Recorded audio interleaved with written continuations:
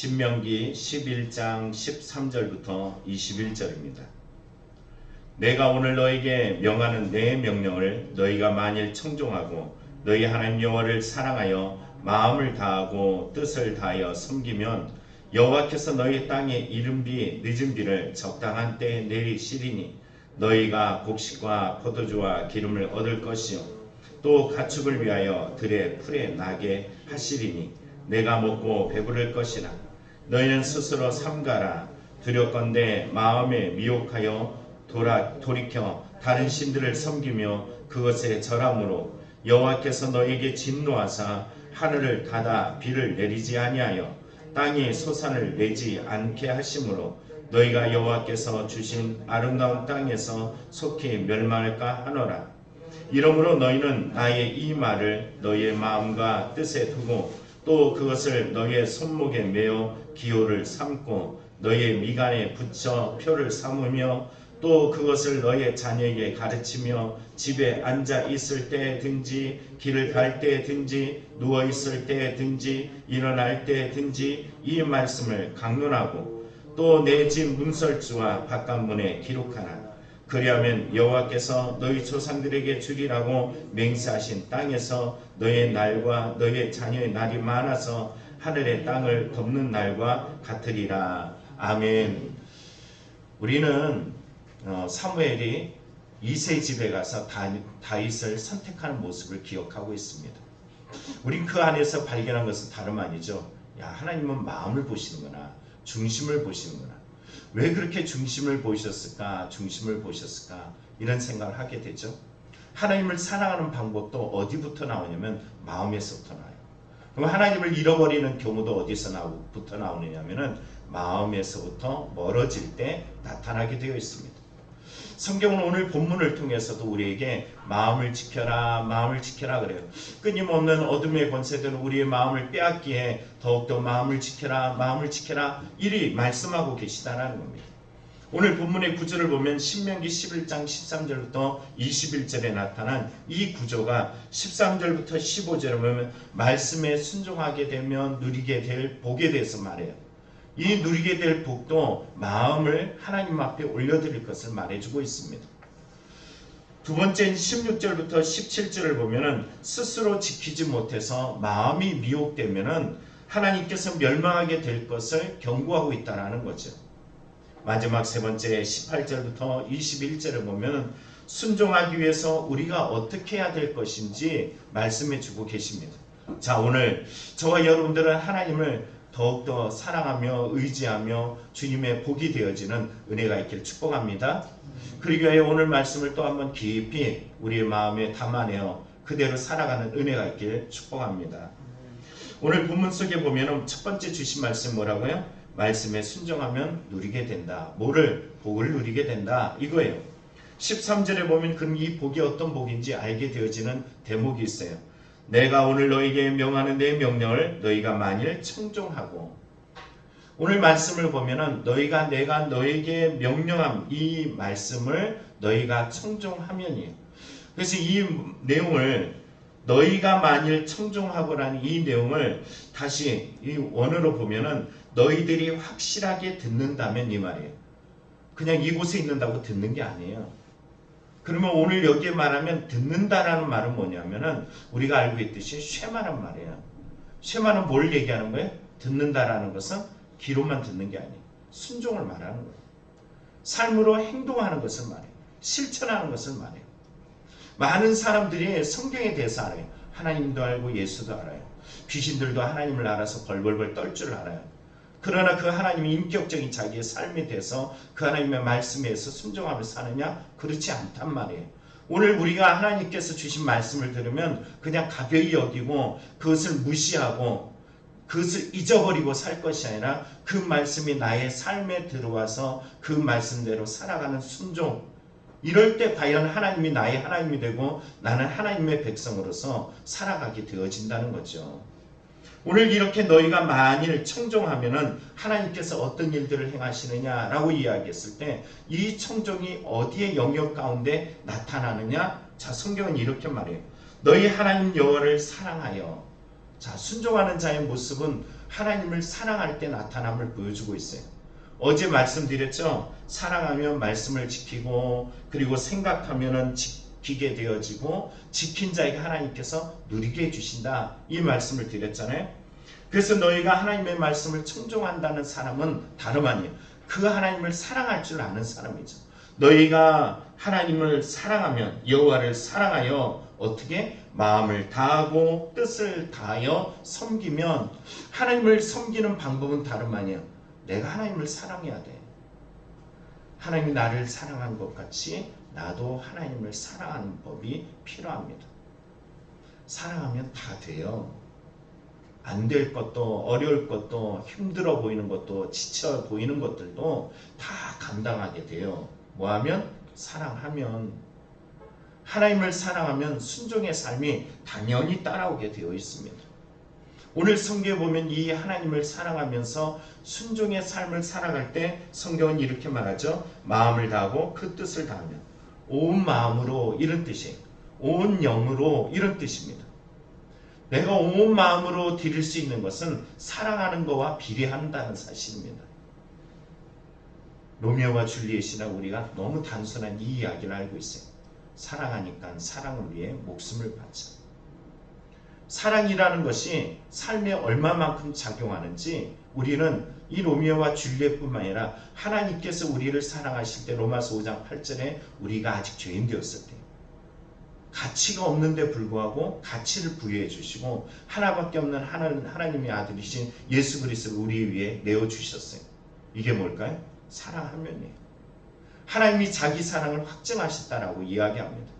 사랑하면은 행동이 나오게 되어 있어요. 여러분의 삶에 이 사랑하면 하나님의 뜻에 따라서 온 마음으로 온 영으로 이렇게 우리는 살아가게 됩니다. 그럴 때 놀라운 일들이 일어나게 되어지죠. 사랑하는데 기적이 일어나요.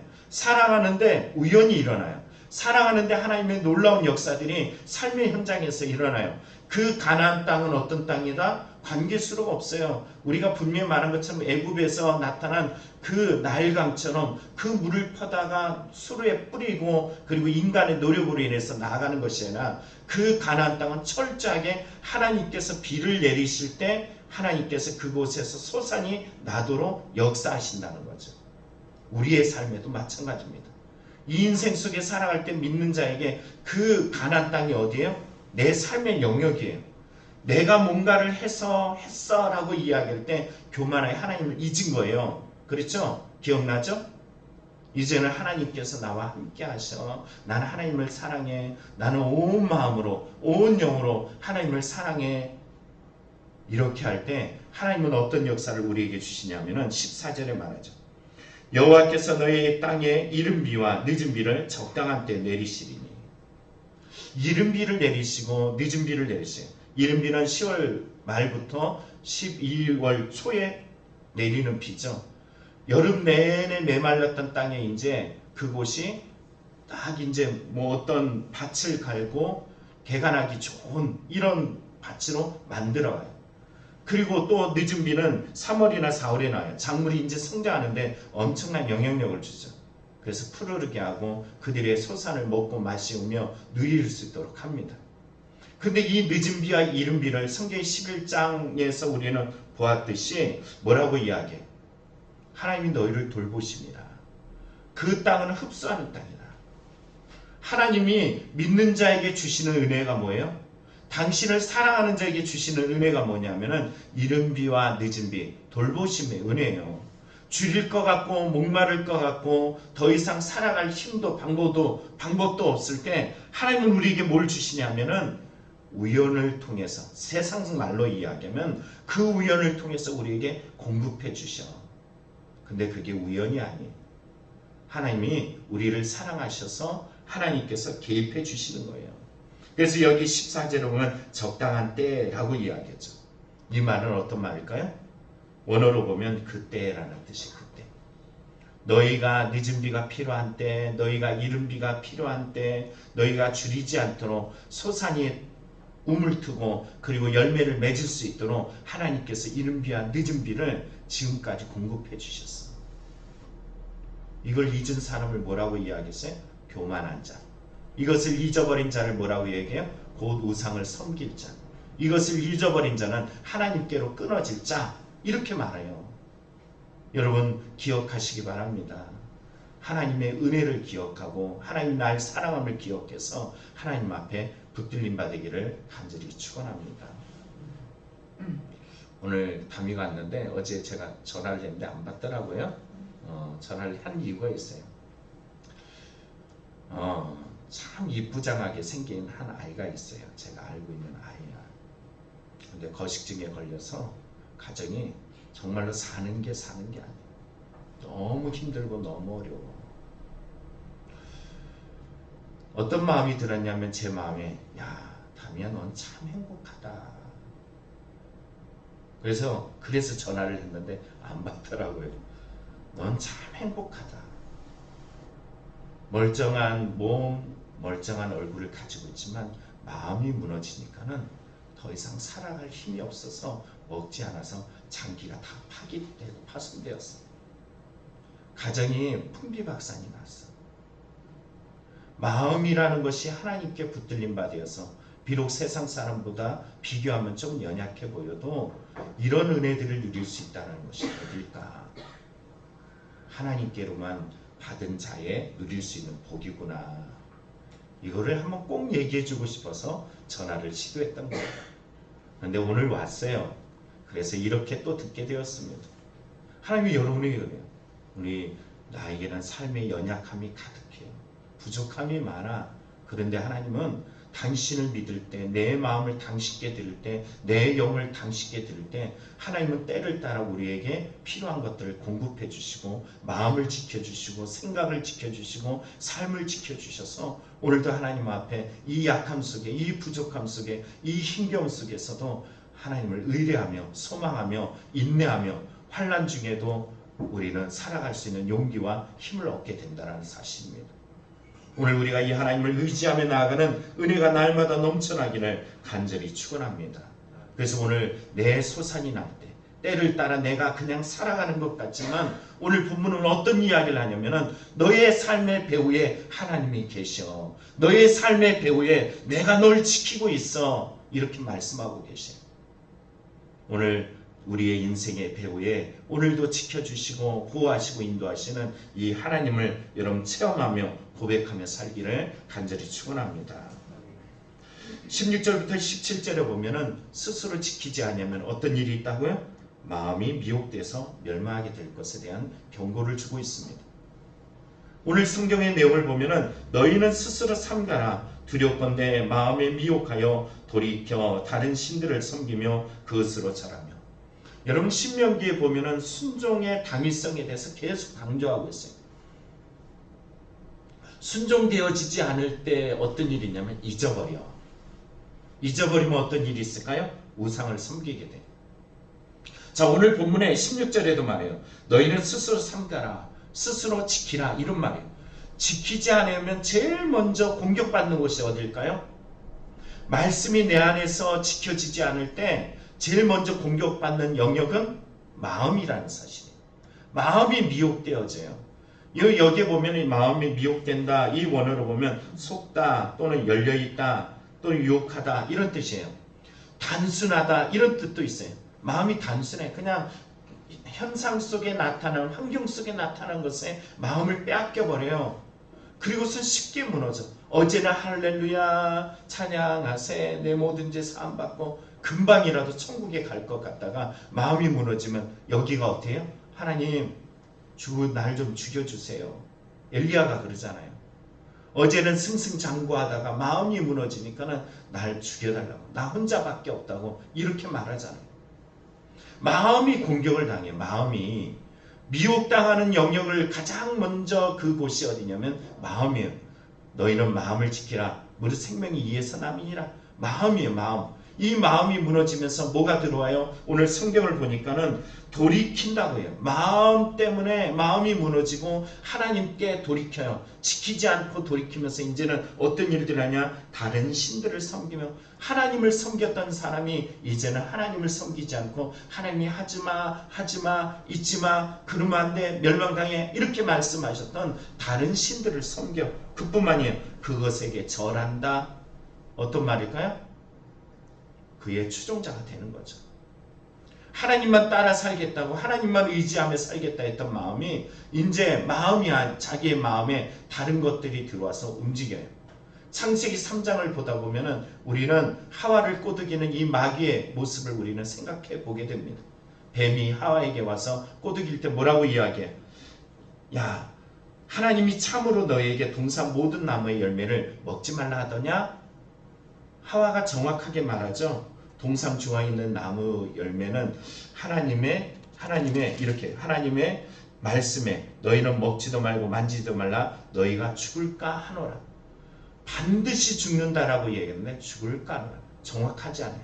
말씀을 잃어버리고 그 연약한 부분에 뱀이 들어와서 그를 꼬드기고 그리고서는 결국 무너집니다. 그런데 뭐라고 이야기해요? 바로 그 가장 약한 부분, 나의 마음의 가장 약한 부분, 그 영역에 와서 너희가 결코 죽지 아니하리라. 그러면서 먹음직하고 보암직하고 하나님과 같이 될 만큼 탐스럽게 보이도록 미혹해요. 그러면 결국 하나님이 주신 그 영역에서 쫓겨나는 거예요. 하나님이 매일 찾아오는 것이 감격이었고 은혜였는데 하나님을 피해서 동산은 나무 뒤로 숨는 일들을 행합니다. 그 사람들의 모습이 가나안 땅에 동일하게 나타나요.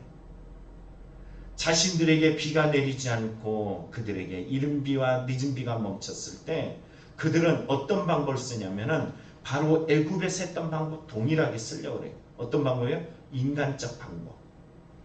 관계수를 이용해서 그 나일강에서 물을 떠다 가려 했던 인간적 방법을 동일하게 써요. 이게 안 되면은 그 방법을 가나안에서는 새로운 방법으로 전이되었어. 바뀌었어요. 그러나 사실 똑같은 방법이야. 우상을 만들어요. 우상이라는 것은 뭘까요? 내가 원하는 거야. 내가 원하는 거야. 나의 방법이야. 내가 주도하려고 그러는 거예요. 그래서 그걸 섬기고 그것을 예비하는 이런 모습을 통해서 가나안의 우상은 바알과 아세라를 통해서 하나님 마음에 안 들어. 하나님은 어떻게 해요? 당신 내가 말을 듣지 않고 내가 하나님의 뜻에 따라 순종하지 않으면 이른 비와 늦은 비를 멈춰버린단 말이에요. 그러면 하나님께서 사랑하는 자에게 징계를 내리실 때 회개해야 되지만 우상들은 어떻게 해야 돼요? 내가 원하는 대로 마음대로 내가 주물럭주물럭 할 수 있거든요.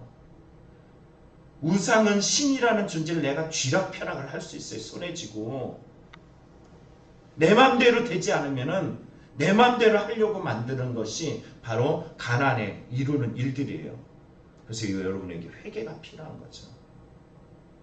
오늘 저와 여러분이 주님 앞에 서나갈 때 오늘 내 마음이 미혹되면은 하나님이 오늘 내게 왜 오셨을까?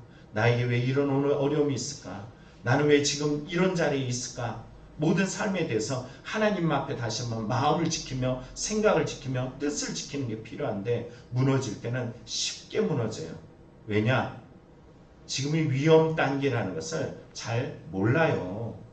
대마가 무너진 사건을 보면 여러분 다시 한번 생각해야 돼요. 성경의 바울의 가장 가까이 도왔던 그 사역자인 대마가 세상을 사랑해서 하나님을 사랑한 것 같은데 갑자기 세상을 사랑해서 세상으로 나아가 버렸어요.